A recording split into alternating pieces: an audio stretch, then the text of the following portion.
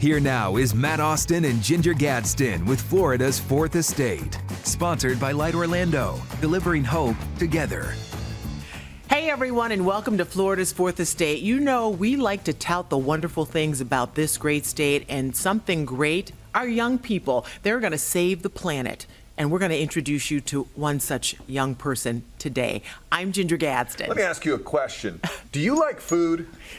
Are you feeling lucky? If you like food, then you like bees. Oh, and we need bees. We and need they're them. dying at alarming rates. Yeah. And the person who might figure it all out is an 18-year-old in Central Florida. Allow us to introduce you to Atreya Manaswi. Thank you so much for joining us, Atreya, on Florida's Fourth Estate. So good to see you. I'm so happy to be here. Thank you for having me. I'm just so excited to talk to you guys today. We're excited. Oh my gosh, I always learn so much when we talk to people from your generation, because I wasn't kidding when I said that you guys are really going to save the planet. I mean, you're our last great hope. You have to, because no we've pressure. screwed it up royally. Yeah, we've left you nothing.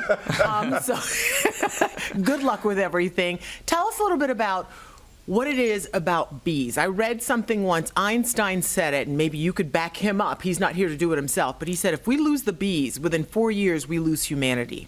Absolutely. I mean, honeybees themselves perform about 80% of global food and crop pollination and account for upwards of $280 billion annually to the global economy. So they have a very big contribution. And like you said, 1 in 3 bites of food we eat come from bees. So they are a really big deal, and something is happening to them over the past few decades. We've seen over a 70% decline in the U.S. honeybee population alone, and that's really alarming. So somebody has to do something about this, and I wanted to step in and try and, contribute to this crisis. Yeah, and you started when you were 12 years old getting involved in this, but tell us what drew you into bees, because most kids who are 12 have no idea that bees are the reason our food is grown or have any sort of concern about this stuff. Yeah, it actually started 6 years ago on a fishing trip with a friend and his grandfather who was a beekeeper.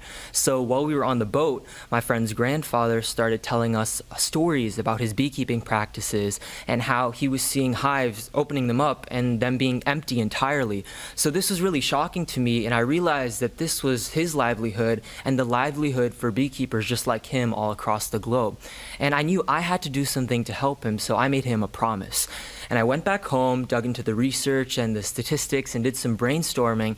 And I attended a conference a couple months later in South Florida called the Bee College. I actually spoke there a couple years later, but that conference was where I met Dr. Ellis. And he's who I collaborated with first, eventually publishing a paper, and everything took off from there. Okay, how do you decide? I know there are so many things, like I would like to have world peace, but I'm not saying, well, let me just step in and be the person to, get world peace going. You know, this is a huge issue, and you're one person, but you've done so much. How does that thought process begin within you to say, I know I can do something? It's really intimidating at first. I mean, I was 12 years old. I didn't really know what I was doing. I wanted to get involved, but I didn't know exactly how. And professional guidance was one of the things that really kickstarted my journey for me. So I attended a lecture by this professor, Dr. Ellis. And then after the lecture, I had a couple questions. I was intimidated, 12-year-old, approaching this world leader in this subject. But I asked him a couple questions, and he was very open. And he actually started his research journey when he was a kid. So he was able to relate to me, and I was able to get into the laboratory eventually, meeting other mentors and just continuing that work. And something that really helped me along my journey was actually the internet. So a lot of kids are actually like, how can I get started in research? It's a big black box. And the internet was something that I continue to leverage every single day for this. I watch YouTube videos, dissect code online, and learn a lot from there. So it's intimidating at first, but everybody can do something, and it all really just starts with curiosity and asking problems. Yeah, and a little confidence to go and up to this big leader and ask questions. So tell us what the issue is. Have you been able to figure out why all the bees are dying? There's actually a lot of factors contributing to this decline. So pest infestations are one factor. Pesticide usage is another really big factor. Climate change, immunodeficiencies, and all of these things are working sort of synergistically to contribute to this decline. But I wanted to target pest infestations and pesticides because this was what the beekeeper that I heard the story from, the friend's grandfather, was dealing with. And so this solution is organic based, and it basically targets a major pest with an organic agent, killing those two major drivers with one stone. So they don't have, I'm sorry, so they don't have to use the pesticides to kill this thing that is also going in and killing the hives. So tell us what it's called. I forget, some sort of beetle, right? And it only takes like a week for this to destroy an entire colony of bees? Yes, so it's called the small hive beetle. It's an invasive species from sub-Saharan Africa, discovered about 20 years ago in the US, and it's spread all across the globe ever since, significantly impacting the industry.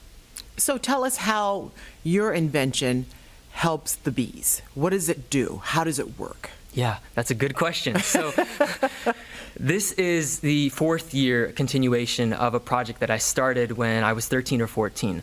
So currently, beekeepers are using these plastic traps, and inside these traps you can put different scented agents like oils, yeasts, fruit purees, and alcohols. And nobody knew at the time what the most effective thing really was. So my first year of research was a comparative study between these things to find out which would be the most attractive to this beetle. And this trap goes inside of the hive, in between the frames, and the odor from it lures the beetles that are in the hive into that trap where they drown in the solution. And so I discovered out of those 7 agents I tested, beer was the best by far. Beer. Did you say Surprisingly. beer? I said beer. Just like humans, huh? Okay, so it gets in there, and then what happens to this beetle? So the beetle drowns in the solution, and it just harms the beetle. There's no drunk bees or The anything. bees don't want the beer? The bees are not interested in that? Absolutely Because not. they're all females, right?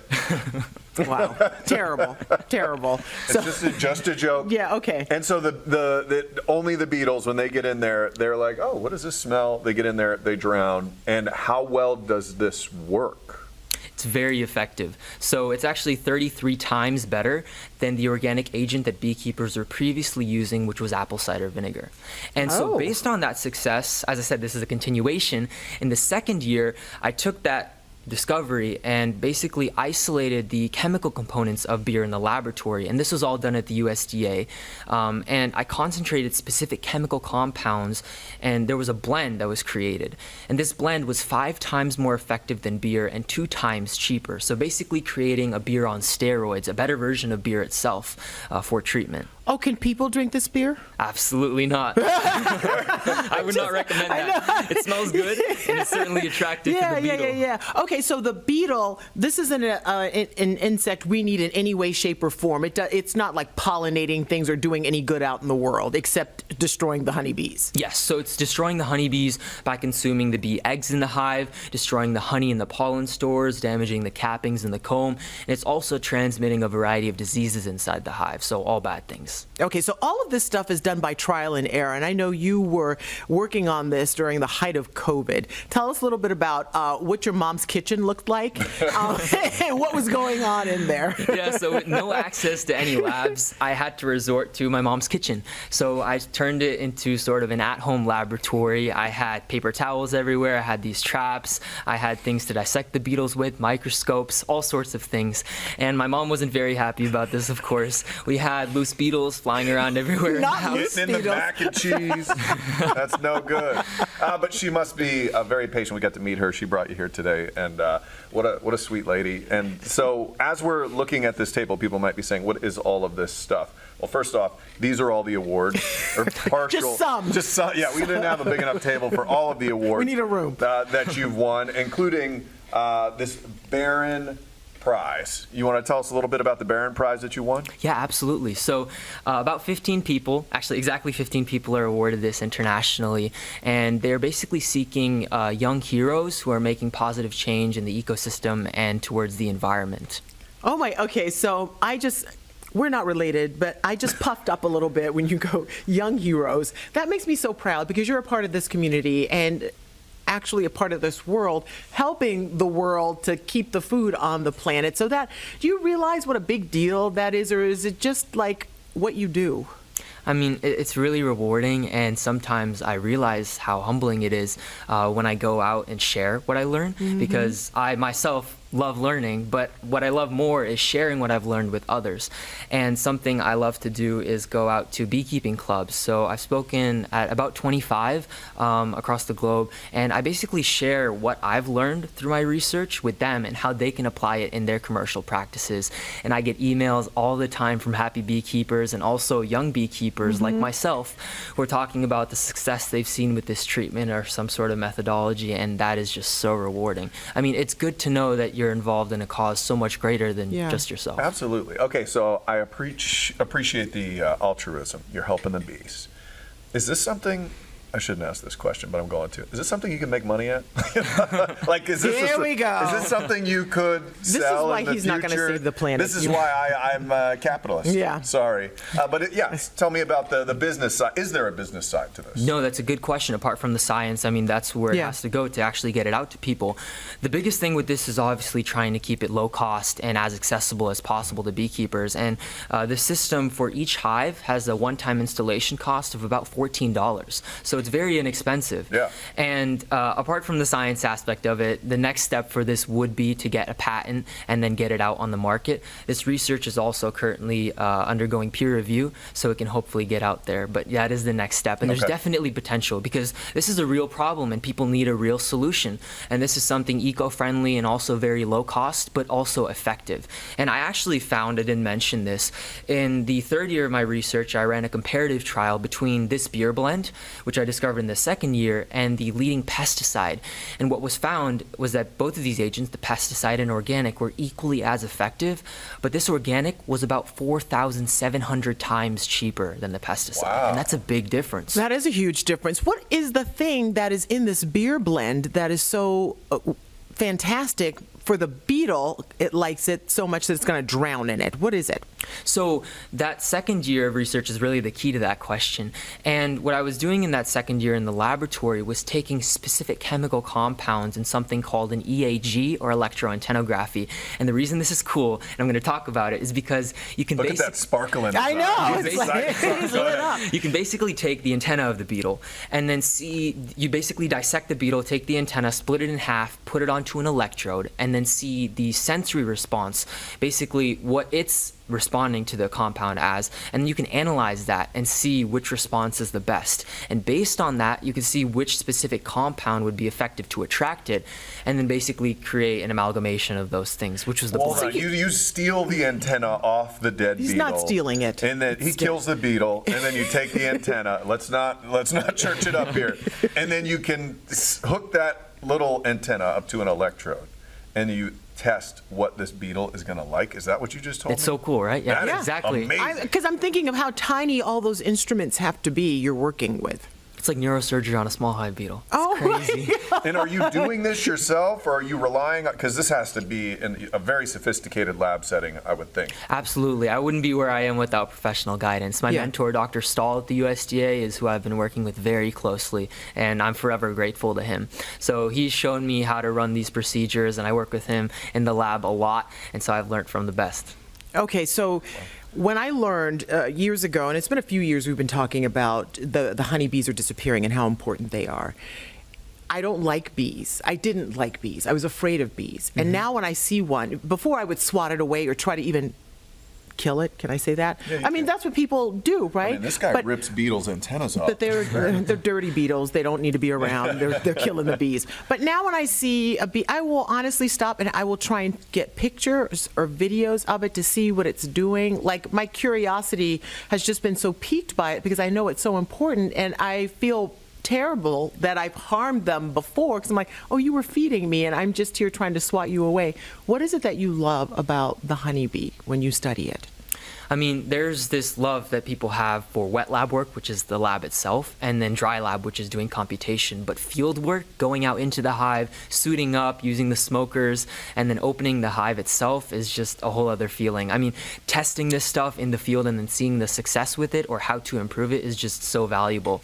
And I love going into the field each time. I recognize the smell every time I hop into the car and then start opening up the beehives, and it's just something that I've come to love. At first, I didn't like it too much. I got stung a lot. Oh, I was going to ask you that. How many times have you been stung? Dozens and dozens of times, everywhere. Had to go to the hospital once, didn't you? Yeah, Yeah. multiple stings. I mean, I've gotten dozens at once. It's been pretty bad. Oh, my gosh. That's crazy. So tell me, since you know all about bees, in fact, right there in the middle of the table, there's a book that you wrote and you illustrated as well. I don't know where you found that time to do that, but I find bees fascinating.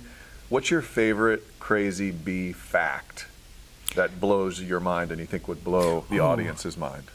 I mean, you'll be surprised to know this, but each individual bee can actually remember you, and they will recognize your face immediately. So they know who you are, what you're there to do. And I think over time, I've gotten stung less, and it's because of that It's like, fact. oh, there's our friend. How can we know that? What lab setting tells us that? How do we know? Do you know this? I have not looked into that future research project. That's what I'm maybe. on. Like, how do they know that they recognize faces? Because he's not getting stung and he's their friend. So you don't sting your friend. Unless you're the friend, then Oh, you I'm get stung. definitely stinging my friends. definitely. Okay. So is it true that my favorite fact that I think I know about the bees is that they taste with their feet? Yes, that's also true. Okay. Yeah. I thought that was just so cool that they're in there doing a little, they look like they're doing sorry, a little I dance. just said that. That's flies. Is it flies? Yeah.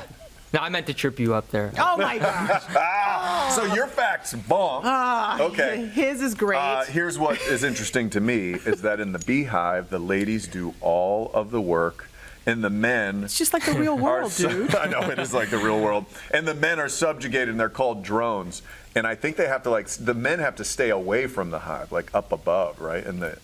And when the ladies find stuff, when they find like a good flower or something, they come back and they do a little dance, a little waggle. The waggle. I don't Yeah. know what Yeah. you're doing. All over of this He there. knows is what he's true. talking about. Oh my gosh. So my facts are legit. Ginger Okay, is I'm looking sorry. on I'm looking Wikipedia. at flies.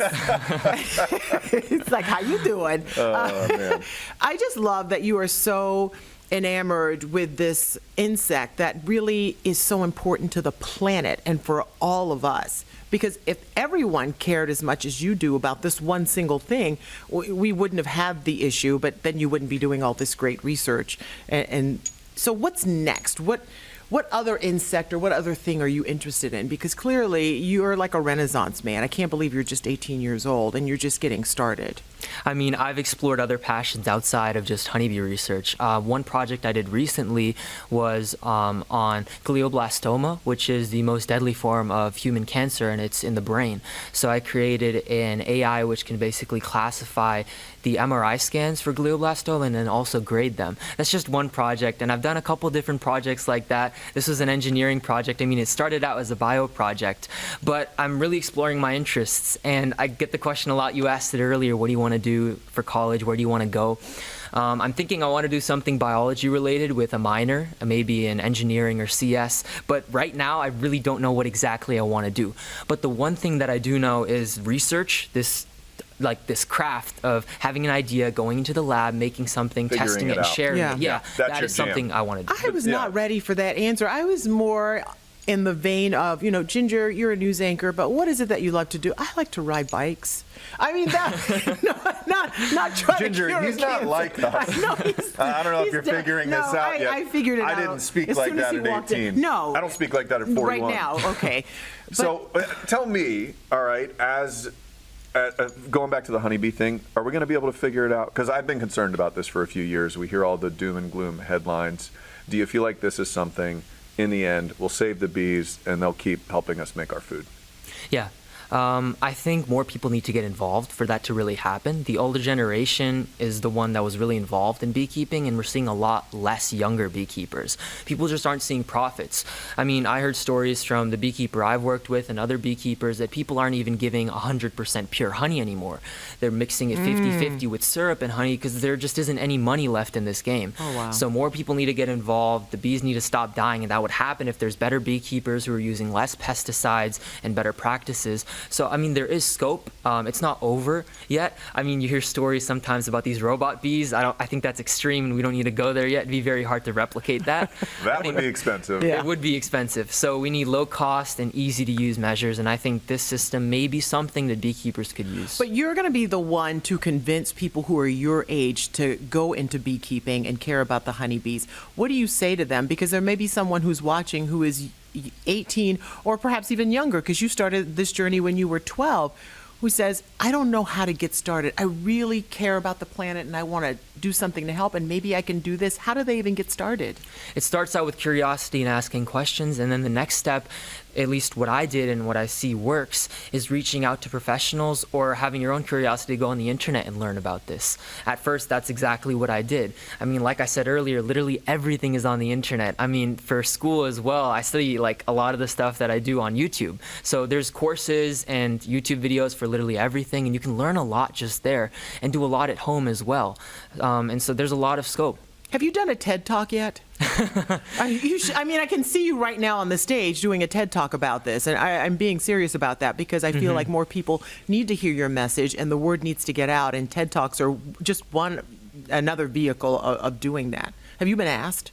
No, I have not been asked for a TED Talk. I've spoken at... That was a random question. No, I'm sorry, because I'm listening to him now, and I just see him They would make a good TED visually Talk, I on the agree with you. stage I mean, talking I'd about... love to do that. Yes. Oh, my... Okay. Well, they might see this. We've had people from our show get contacted by others because they were discovered here in Central Florida on Florida's I think Fourth it's Estate. fantastic. What a cool guy, Atreya Manaswi. Oh, my He's going to gosh. save the bees, maybe save your life. You should thank him. He's a young Atreya, hero. thank you so much. Please let us know where you go to school. I know he's going to end up choosing between some crazy place and some other crazy place. So please let us know so we can update everybody. And thank you so much for joining us on Florida's Thank you so Fourth much. It was a Estate. pleasure. Yeah. We're so glad that you're here. Busy Thank guys. you. We probably wasted 30 Busy, minutes of busy this. like a bee. is what you're saying. Busy little bee. Nice Thank job. you. And thank you for watching Florida's Fourth Estate. You can download it from wherever you listen to podcasts or watch anytime on News 6 Plus.